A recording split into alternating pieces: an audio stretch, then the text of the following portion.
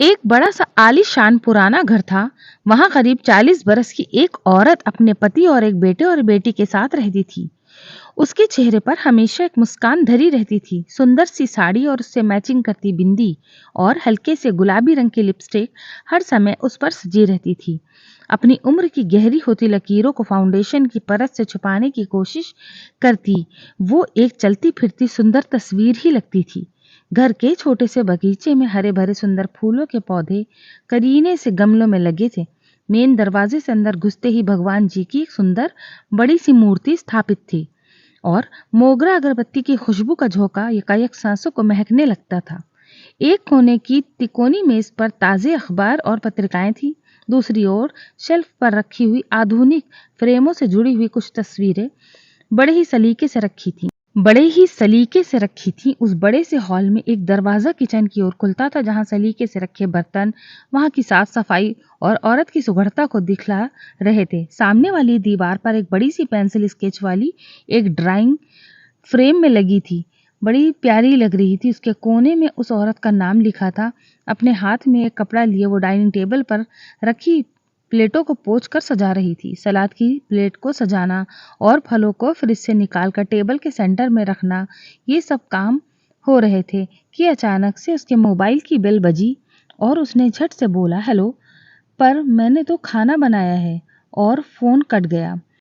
फिर उसके चेहरे पर थोड़ी मायूसी के बादल आए और दूसरे ही पल वो सहज हो गई, क्योंकि बच्चों के स्कूल से वापस आने का समय था। इसी दिनचर्या में समय निकलकर वो औरत बाहर भी जाती, बच्चों की किताबें लेने, साहब की पसंद की सब्जियां लेने, घर को बनाए रखने का सामान लेने। स्कूल से लौटते ही अपने बच्चों को दोनों को बाहों में भर लेती और बच्चों के साथ पति का इंतजार करने लगती।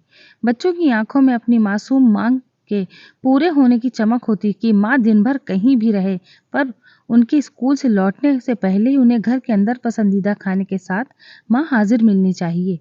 यही हिदायत पति जी की भी थी। ये सारी दिनचर्या एक घर की रहती ही है आमतौर पर, और हर दूसरी औरत के पूरे दिन की कहानी भी यही रहती है।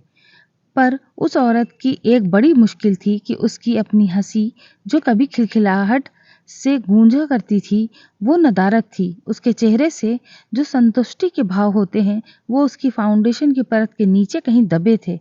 वो ढूंढती थी अपनी वो हंसी, पर नहीं मिलती थी। वो उसे अपने पास बच्चे, जो अब बच्चे नहीं रहे थे, हंसकर पूछते थे, क्या खो गया है मैम, हम मदद करें?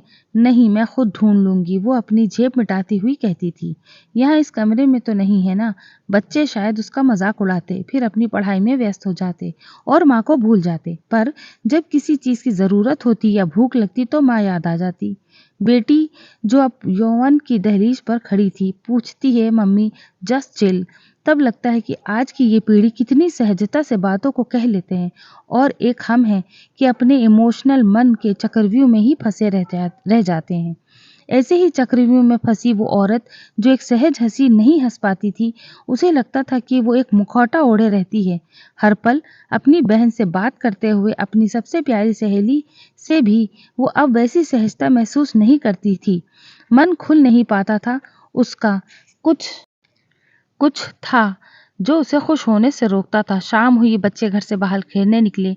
वो चुपचाप अपने कमरे में गई, साड़ी उतारी और ब्लाउज को दाहिनी बाजू से जरा सा खिसकाया और सामने की टेबल पर रखी बेटनोवेट स्क्रीन क्रीम दाहिने कंधे पर दिख रहे गहरे लाल रंग के बड़े से निशान पर मला और वापस ब्लाउज को ठीक करके पहनकर दोबारा साड़ी ओढ़ ली। फिर से थोड़ा फाउंडेशन लगाया, पलकों के कोनों पर जो नमी आ गई थी उसे पोंछा और आंखों को अच्छा दिखने के लिए काजल का एक स्ट्रोक लगा लिया।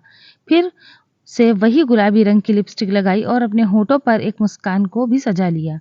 तो क्या ये एक घाव था जो उसे हंसने से, खिलखिलाने से रोकता था? शादी के 18 साल में जाने कितने ऐसे घावों को छुपा छुपा कर रखती थी। चुपके से मरहम लगाकर, एक झूठी मुस्कान सजाकर सहज होने में कामयाब कोशिश करती रही। शरीर के घाव को विटनोवेट लगाकर भर लेती थी, पर उसकी आत्मा पर जो जख्म थे उनके लिए कोई दवा नहीं थी, वो रिश्ते थे, दर्द भी करते थे पर दिखते नहीं थे किसी को भी। रात को जब बच्चों का खाना निपट गया तो पतिदेव की कार ने हॉर्न सुनते ही वो लपककर दरवाज़ा खोलने गई। आज कुछ ज़्यादा ही काम था। थोड़ा हिचकिचाहट के साथ पूछा। कोई जवाब नहीं मिला। पत्नी का दिन कैसे बीता, बच्चों की पढ़ाई की कोई चिंता नहीं।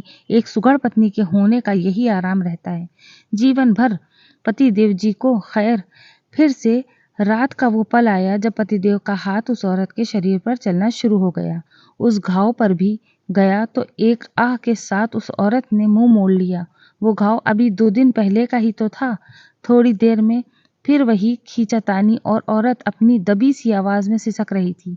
पर पतिदेव को इस बात से कोई फर्क नहीं पड़ता।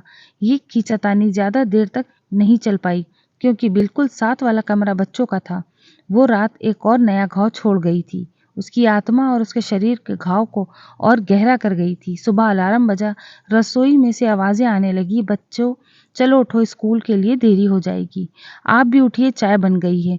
वो औरत एक सुंदर सी साड़ी पहने, धुले हुए लंबे बालों को समेटती चाय का एक कप लिए बेडरूम की तरफ